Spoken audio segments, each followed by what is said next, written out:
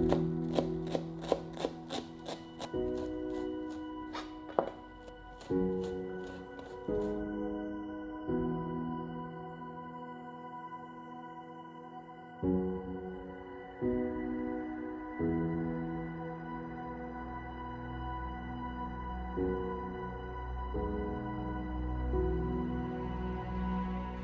කොහොමද?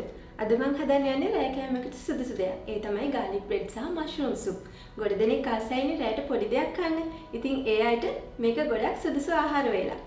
විශේෂත්වය තමයි මම garlic bread හදන්නේ කඩින් පාන් ගෙනල්ලා නෙවෙයි. ගෙදෙද්දිම ඩෝ එක හදාගෙන. මේ වීඩියෝ එකේදී ඔයාලට පුළුවන් garlic bread හදන හැටි බලාගන්න. ඒ වගේම තමයි මගේ අනිත් වීඩියෝ එකේදී mushroom soup හදන හැටිත් බලාගන්න පුළුවන්. ඉතින් එහෙනම් බලමු මොනවද garlic bread හදන්න ඕන කරන්නේ කියලා.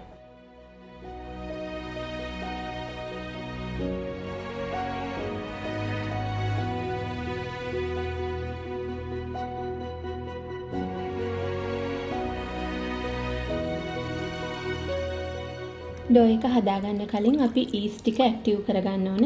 ඒකට බෝල් එකට fresh milk මිලිලීටර් 60 සහ yeast තේ හැඳ සීනි තේ හැඳ දාලා හොඳින් කලවම් කරලා මේක විනාඩි 5ක් 10ක් වගේ yeast ටික ඇක්ටිව් වෙනකම් වහලා තියන්න.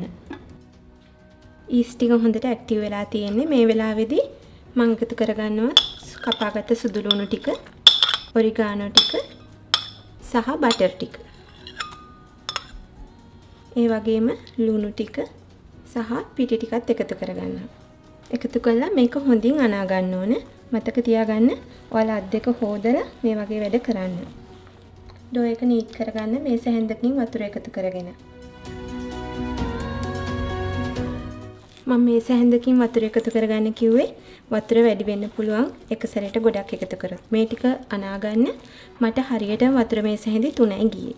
දැන් මේකට තෙල් තේ හැඳි දෙක එකතු කරගන්නවා. එකතු කරලා හොඳින් අනා ගන්න. තෙල් ටික එකතු කරගත්තට පස්සේ ඇලෙන ගතිය නැති වෙනවා. දැන් හොඳට විනාඩි 10ක් නීට් කරගන්න ඩෝ එක. ගොඩක් තදින් ඩෝ එක නීට් කරන්න ඕනේ නැහැ. මේ වගේ දෙපැත්තට හරව පොඩ්ඩක් නීට් කරගන්න. ඔයාලට පේනවා ඇති විනාඩි 10කට පස්සේ ඩෝ එක හරිම සොෆ්ට් එකට තියෙනවා. ඇලෙන්නේ නැහැ. දැන් ඔක්කොම දාර ටික යට පැත්තට තියලා මේ විදිහේ රවුන්ඩ් ෂේප් එකකට හදාගන්න. ඊට පස්සේ තෙල් ටිකක් මේ බෝල් එකේ ගාලා හදාගත්ත ඩෝ එක මේකෙන් තියන්න.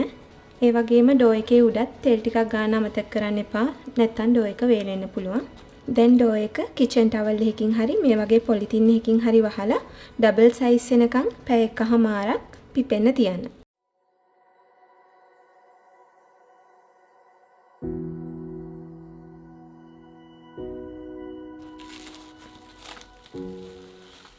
පැය එකමාරකට පස්සේ ඔයාලට පේනවා ඇති ඩෝ එක හොඳට පිපිලා තියෙනවා. දැන් මේ විදියට මේක ඇතුලේ තියෙන වාතය අයින් කරගන්න. දැන් මේ වගේ පිටි චුට්ටක් ඉහගන්න. ඊට පස්සේ ඩෝ එක තව විනාඩි 2ක් වගේ හොඳට නීට් කරගන්න.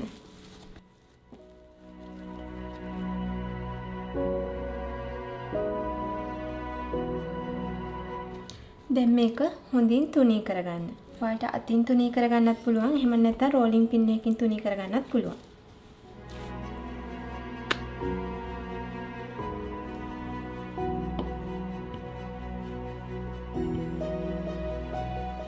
මෙන්න මේ විදියට ඔයාලා කැමති ෂේප් එකකට තුනී කරගන්න. දැන් අපි garlic paste එක හදාගන්න ඕන. ඒකට හොඳට මෙල්ට් වෙච්ච butter මිලිලීටර් 60ට මම එකතු කරගන්නවා කපාගත්ත සුදු ලුණු ටික සහ coriander leaves ටික. මම අරගෙන තියෙන්නේ salted butter එක. ඔයාලා unsalted butter එක ගන්නව නම් ලුණු චුට්ටක් එකතු කරගන්න.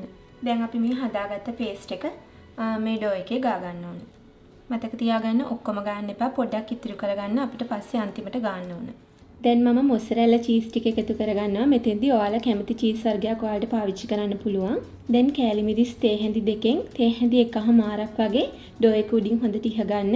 ඒ වගේම ඔයාලා ළඟ mix herbs තියෙනවා නම් ටිකක් ඉහගන්න. දැන් මෙන්න මේ විදියට මේක හිමීට නවාගෙන දාර ටික හොඳින් තද කරගන්න. අපි හදාගත්ත බ්‍රෙඩ් එක දැන් හිමීට අරගෙන පාච්මන්ට් කොලයක් දාගත්ත oven tray එකේ තියාගන්න. ඊට පස්සේ මෙන්න මේ විදියට ගෑරුප්පුවක් අරගෙන දාර ටික හොඳට සීල් වෙන විදියට චුට්ටක් ප්‍රෙස් කරගන්න. දැන් අපි කලින් ඉතුරු කරගත්ත garlic butter paste එක මේ බ්‍රෙඩ් එක උඩින් හොඳින් ගා ගන්න. ඒ වගේම තමයි ඉතුරු වෙච්ච කෑලි මිරිස් ටික සහ මික්ස් හර්බ් චුට්ටකුත් එකතු කරගන්න.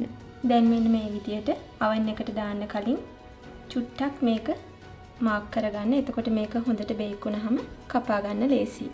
සම්පූර්ණයෙන්ම කපන්න එපා. පොඩ්ඩක් ලයින් මාක් කරගන්න. දැන් තියෙන්නේ බේක් කරගන්න තමයි. අංශක 180ක උෂ්ණත්වයේ විනාඩි 10ක් ප්‍රීහීට් වෙච්ච oven එකක තවත් විනාඩි 15ක් 20ක් එම උෂ්ණත්වයෙන්ම බේක් කරගන්න.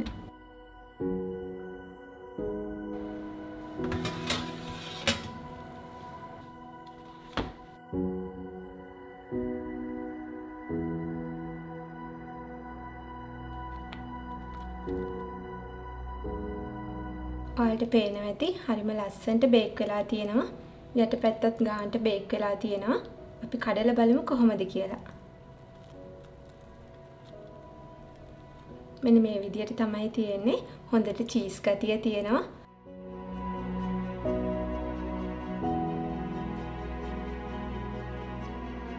ඉතින් ඔයාලා දැක්කනේ ඔයාලට දැන් ගෙදෙද්දිම garlic bread හදාගන්න පුළුවන්. කඩෙන් පාන් ගේන්න නැතුව ගෙදෙද්දිම ඩෝ එක හදාගෙන ඔයාලත් හදලා රස බලන්න. ඔයාලගේ අදහස් මට කමෙන්ට් කරන්න. ඒ වගේම තමයි ඔයාලගේ යාළුවොත් එක්ක මේ වීඩියෝ එක ෂෙයා කරන්න.